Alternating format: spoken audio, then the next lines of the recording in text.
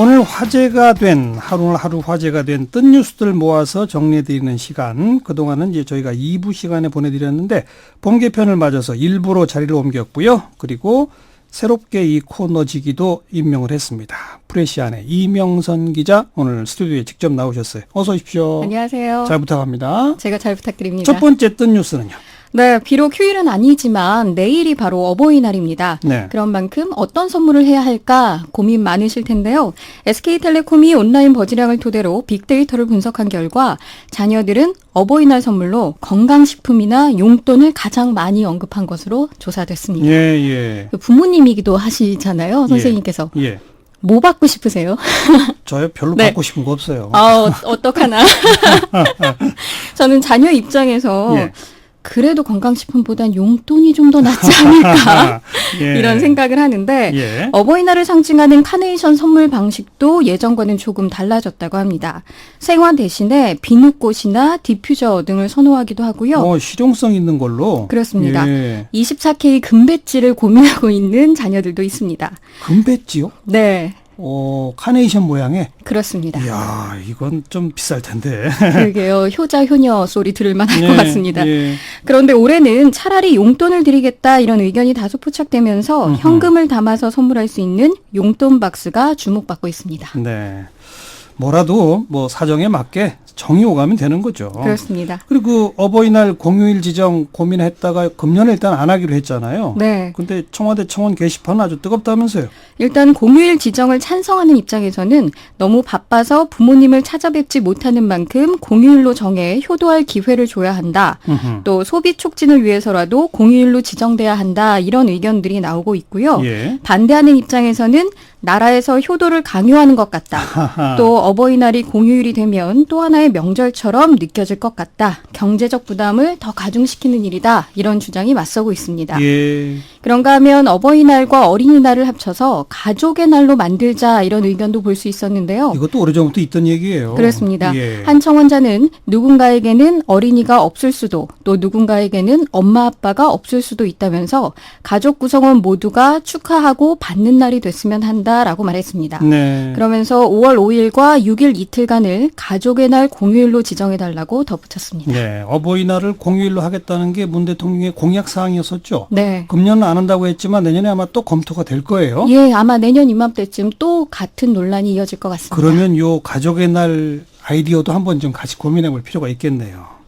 자, 다음 뉴스는요.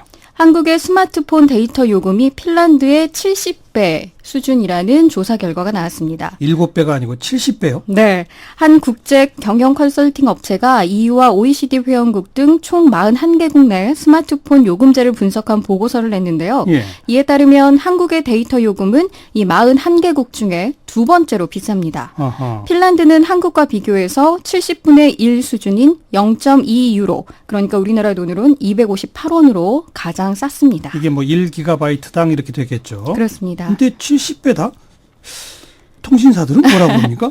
일단 산정 방식에 문제가 있다 이렇게 주장하고 있습니다. 음흠. 외국과 달리 한국은 음성통화가 무제한으로 제공되는 데이터 중심 요금제가 보편화되어 있어서 데이터당 가격이 높게 나올 수밖에 없는 구조라는 주장입니다. 아. 또 조사에는 인터넷 결합 할인, 25% 선택 약정 요금 할인과 같은 옵션이 포함되지 않았다 이렇게 항변하고 있습니다. 예. 하지만 진짜 문제는요, 통신사가 저가 요금제를 이용하는 고객을 차별한다는 것인데요.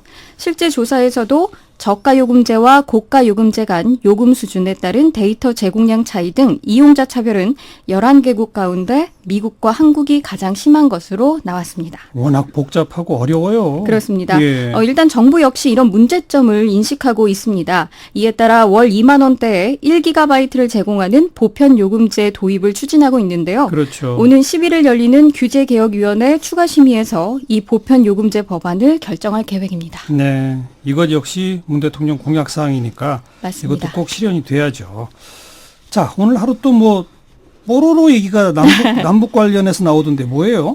일단 남북 관계가 경직되기 전에 이 뽀로로가 남북 합작 애니메이션으로 만들어진 애니메이션이라는 사실 다 사실 알고 있는 분들이 많지 않습니다. 아, 이미 뽀로로에는 북한이 같이 뭔가를 했어요? 그렇습니다. 예. 우리가 기획을 하고 만들기도 했지만 북한 입장에서는 직접 도안을 색칠하는 등의 세부 작업을 한 건데요. 그래요. 이 뽀로로가 사실 뽀통령이라고 불릴 정도로 국민 캐릭터잖아요. 그렇죠. 남한의 아이코닉스, 오콘, 하나로통신, EBS 이렇게가 먼저 기획을 했고요. 북한의 삼천리 총회사와 공동 제작한 남북 합작 TV 애니메이션 이 뽀롱뽀롱 뽀로로의 주인공이 바로 이 뽀로로라는 캐릭터입니다. 예. 2003년에 첫 선을 보이면서 정말 선풍적인 인기를 끌었잖아요. 그렇죠. 2011년에는 우표와 크리스마스 실로도 만들어졌고 당시만 해도 평창 동계올림픽 마스코트로 뽀로로를 선정해야 한다는 서명이 진행되기도 했습니다. 이게 남북 합작이었었군요. 네. 근데 북한에서도 그럼 방송됐나요? 안타깝게도 그건 방송은 아니고? 안 됐습니다. 어허. 그렇지만 최근 아동용 인형 또 육아시설 미끄럼틀 장식물 등으로 활용되고 있는 모습이 조선중앙TV를 통해서 전해지기도 했습니다. 예. 2000년 그리고 뽀로로가 만들어진 2003년 이 즈음이 바로 첫 번째 남북 정상회담 전후잖아요. 그렇죠. 남북 교류가 그야말로 급물살을 탔을 때였습니다. 음흠. 그래서 뽀로로 외에도 애니메이션들이 만들어졌는데요. 2005년에는 다큐멘터리도 만들어지기도 했습니다. 예. 개마고원에 대한 요즘 관심사가 높은데 한반도의 지붕 개마고원을 가다 같은 공동 제작 다큐멘터리가 있으니까 참고해 보시면 좋을 것 같습니다. 네. 또 사육신이라는 드라마가 KBS2를 통해서 반영되기도 했습니다. 네.